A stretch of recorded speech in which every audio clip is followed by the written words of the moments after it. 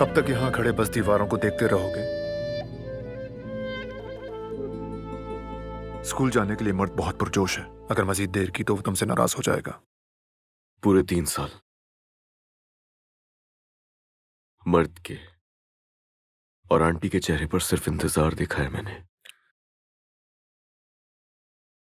हर दिन जब भी मैंने मर्द की तरफ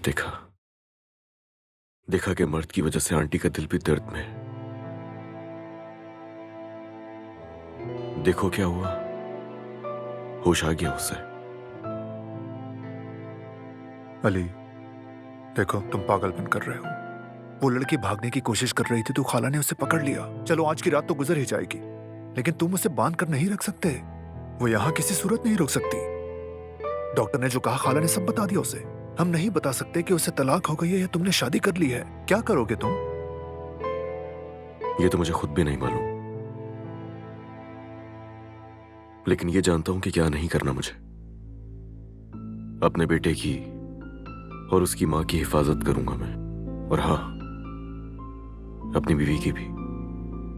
अपनी मजीद गलतियों की वजह से अपनी बीवी को कभी भी अकेला नहीं छोड़ूंगा मैं। तुम्हारी बीवी? हाँ, अपनी उस बीवी की हिफाजत करोगे जो तुमसे दूर जाने के लिए जमीन और आसमान हिला देती है? होश में आओ अली। उसे कब से जानते हो जिसे बीवी कह रहे हो? एक हफ्ता बस और उसके लिए सब कुछ कुचल डालोगे? आंटी की जबान बोल रहे हो ना, अपनी नहीं। हाँ तो खाला की आंखें मैं देख रहा हूँ लेकिन तुम नहीं। छोड़ दो उस लड़की को यार, क्योंकि वो खुद यहाँ से जाना चाहती है भाई। आइंदा उसे छोड़ने की बात हरगिज मत करना, हरगिज नहीं। ठीक, अगर तुम्हें उस लड़की के अलावा कुछ और नजर नहीं आता तो जो तुम्हारी तरफ देख रहे हैं उनकी तो मान लो।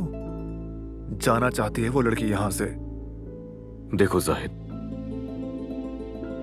मैंने जब जब उसकी आंखों में देखा है मुझे उससे और मोहब्बत हुई है। मुझे उसकी मोहब्बत और उसके साथ होने वाली नाइंसाफी उसके गुस्से में भी नजर आती है। अगर मुझे अंदाजा होता कि उसके दिल में इतना गुस्सा है तो मैं उसे जाने का कह देता, मगर उसे एक लम्हे के लिए भी रोक नहीं पाता। मगर अब बहुत देर हो चुकी है, मेरे लिए भी और नूर के लिए भी देर हो चुकी है। अब हम एक दूसरे से अलग नहीं रह सकते।